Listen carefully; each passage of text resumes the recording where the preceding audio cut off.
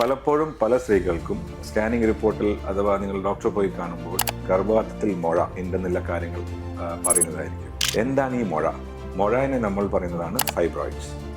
അപ്പം ഫൈബ്രോയിഡ്സിന്റെ കാര്യം വെച്ച് നമ്മൾ ആലോചിക്കുമ്പം എല്ലാ ഫൈബ്രോയിഡും നമ്മൾ സർജറി വേണം. ഫൈബ്രോയിഡ് പല സൈസിലും വരാം. ചിലപ്പം ചെറുതായിട്ട് ഒരു 2-2.5 സെന്റിമീറ്റർ, 1 സെന്റിമീറ്റർ ഫൈബ്രോയിഡ് മുതൽ 10-15 സെന്റിമീറ്റർ വരെയുള്ള മുഴകൾ ഗർഭപാത്രത്തിൽ വരാൻ സാധ്യതയുണ്ട്. അപ്പം എല്ലാ ഫൈബ്രോയിഡുകളും നീക്കം ചെയ്യണം. ബേസിക്കലി നമ്മൾ ഫൈബ്രോയിഡ്സിനെ നോക്കിക്കഴിഞ്ഞാൽ ഗർഭപാത്രത്തിന് പുറമെ ഇല്ല ഫൈബ്രോയിഡുകൾ ചെറിയ ഫൈബ്രോയിഡുകളാണെങ്കിൽ സ്ത്രീകളെ ഒരു കാരണവശാലും ഉപദ്രവിക്കില്ല. ഫൈബ്രോയിഡ് നമ്മൾ സർജറി സജസ്റ്റ് ചെയ്യുന്നത് എപ്പോഴാണ്?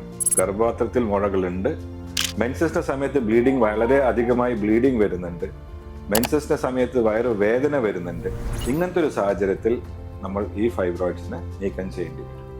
പിന്നെ കുട്ടികൾ ആഗ്രഹിക്കുന്നവർക്ക് ഫൈബ്രോയിഡുകൾ ഉണ്ടായി കഴിഞ്ഞാലും നമ്മൾ ഫൈബ്രോയിഡുകൾ സർജറി ചെയ്യണമെന്ന് നമ്മൾ പറയും. ഗർഭപാത്രത്തിന് പുറമെ വലിയ സൈസിലെ ഫൈബ്രോയിഡുകളാണെങ്കിൽ ഡെഫിനറ്റ്ലി സർജറി ചെയ്യേണ്ടി വരും. അതല്ല ചെറിയ ഫൈബ്രോയിഡുകൾ ഗർഭപാത്രത്തിന്റെ അകത്ത് കാണുന്നുണ്ട്, ഗർഭപാത്രത്തിന്റെ ഉൾഭാഗത്തേക്ക് ഫൈബ്രോയിഡുകൾ തള്ളി നിൽക്കുന്നില്ല, മെൻസസിന്റെ ഒരു തകരാറും ഇല്ല, വയറ് വേദനയും ഇല്ലെങ്കിൽ ആ ഫൈബ്രോയിഡിനെ നമ്മൾ അവിടെ തന്നെ എടുക്കേണ്ട ആവശ്യമില്ല.